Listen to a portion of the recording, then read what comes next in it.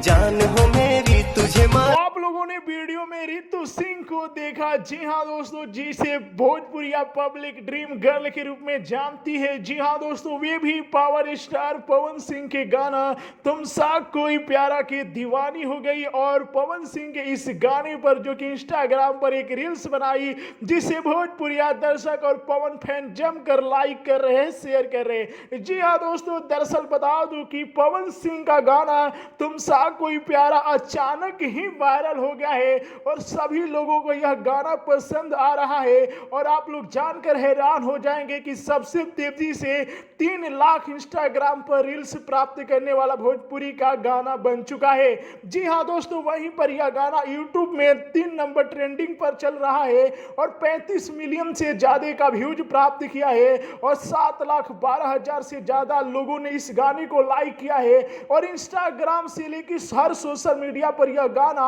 बहुत ही ज्यादा वायरल हो रहा है। सभी लोग इस गाने पर वीडियो अपनी अपनी तरह में बना रहे हैं। तो आप लोगों को क्या लगता है कि यह गाना 50 मिलियन का व्यूज कितने दिनों में बनाएगा?